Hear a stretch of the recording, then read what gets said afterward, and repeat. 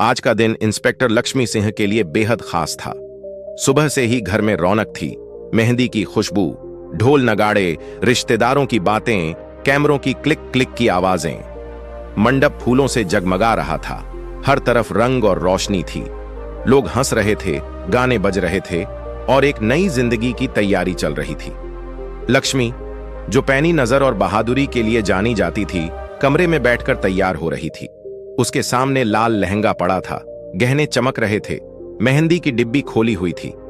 वो मुस्कुरा रही थी, पर दिल में एक अलग सी गंभीरता भी थी, क्योंकि लक्ष्मी जानती थी उसका काम सिर्फ नौकरी नहीं, कर्तव्य है। तभी अचानक उसके फोन की घंटी बजी। एक छोटे से बीप के साथ थाने से कॉल आ गई। मैडम, एक 9 साल की बच्ची लापता है। आवाज में घबराहट थी। उसकी आखिरी लोकेशन इस इलाके में ट्रेस हुई है। लक्ष्मी के कदम एकदम ठहर गए। कुछ पल में ही उसने दुल्हन का जोड़ा उतारा और वर्दी पहनी। उसकी आंखों में फर्ज की चमक थी और आवाज ठंडी लेकिन निर्णायक थी। मुझे जाना होगा। वो जब कमरे से बाहर निकली तो पूरा घर थम गया। ना लाल जोड़ा, ना चूड़ियां, ना घूंघट, सिर्फ वर्दी और दृढ़ कदम। रिश्तेदार शौक में थे, दूल्हे वाले चुप थे, पर लक्ष्मी ने कहा, आज मेरी शादी है, पर किसी की बेटी की जिंदगी दांव पर है। शादी बाद में भी हो सकती है, पर अगर उस बच्ची को कुछ हुआ तो मैं खुद को माफ नहीं कर पाऊंगी। इतनी सीधी और सच्ची बात थी। और फिर वह निकल पड़ी। टीम जुटी, पुलिस जीप चली और जंगल की ओर तेज कदम बढ़े। रात थी, ठंडी हवा थी, टॉर्च के बल्ब तेज चमक रहे थे।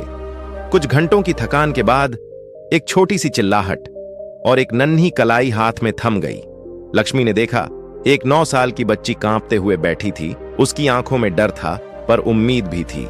2 किडनैपर जंगल के रास्ते से भागते पकड़े गए। लक्ष्मी की टीम ने उन्हें तुरंत काबू किया। सुबह टीवी पर ब्रेकिंग न्यूज आई, लापता बच्ची सुरक्षित मिली, अपहरणकर्ता गिरफ्तार, ऑपरेशन सफल। शहर में लोग उसकी बहादुरी की बात करने लगे।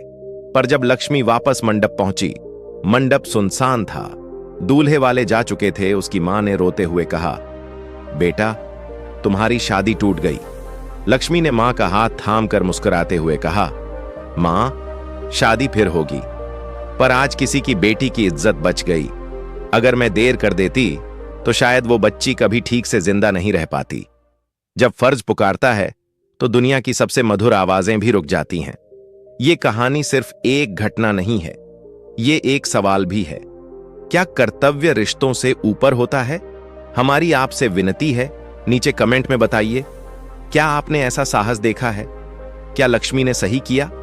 आपकी राय हमारे लिए मायने रखती है। अगर आपको यह कहानी पसंद आई हो तो चैनल को सब्सक्राइब कीजिए और शेयर करना न भूलें। आने वाली कहानियां और भी असरदार होंगी। जुड़े रहें।